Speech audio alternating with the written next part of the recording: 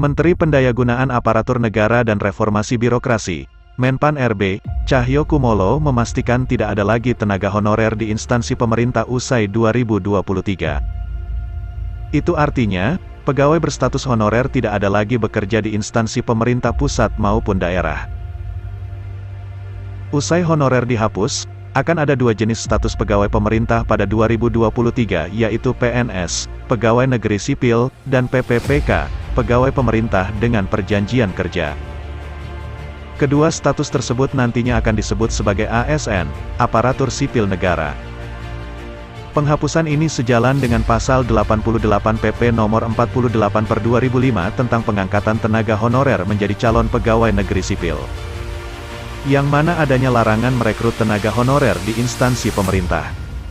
Ketentuan penghapusan tenaga honorer juga tertuang dalam Pasal 96 PP No 49/2018 tentang manajemen PPPK. Tenaga honorer akan dihapus tahun 2023. Itu artinya, pegawai berstatus honorer tidak ada lagi bekerja di instansi pemerintah pusat maupun daerah. Sedangkan untuk kebutuhan pekerjaan-pekerjaan yang sangat basic, seperti cleaning service, security, dan lain-lain, Cahyokumolo menyarankan untuk memenuhinya melalui tenaga ahli daya dengan beban biaya umum, dan bukan biaya gaji.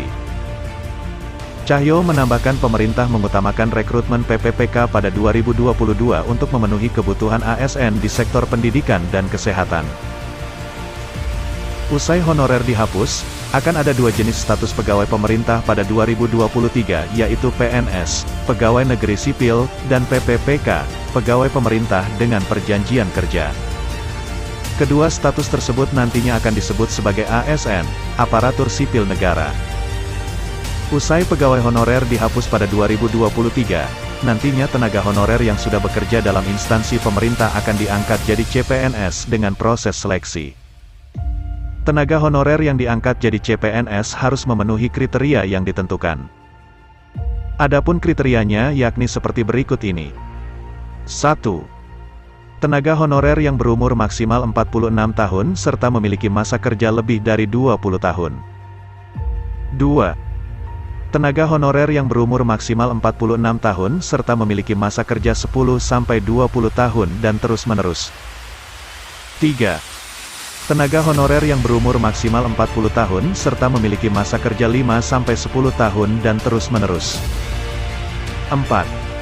Tenaga honorer yang berumur maksimal 35 tahun serta memiliki masa kerja 1-5 tahun secara terus-menerus. Meski demikian, pengangkatan tenaga honorer ini diprioritaskan untuk mereka yang masa pengabdian paling lama atau usianya paling tinggi. Kriteria lama untuk masa pengabdian tak diperuntukkan bagi honorer tenaga dokter yang sedang atau telah bekerja di bagian unit pelayanan medis milik pemerintah.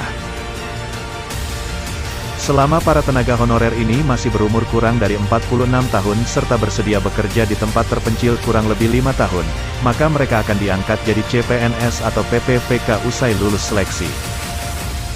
Dijelaskan melalui PP 48/2005 bahwa seleksi tersebut meliputi seleksi administrasi, integritas, disiplin, kesehatan, serta kompetensi.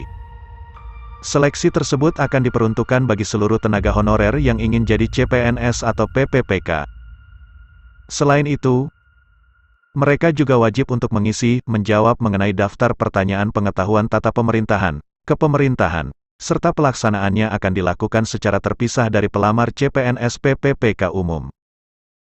Oke kawan, sekian informasi dari saya, semoga bermanfaat. Untuk yang baru bergabung jangan lupa subscribe agar Anda tidak ketinggalan informasi terupdate seputar CPNS dan keperawatan.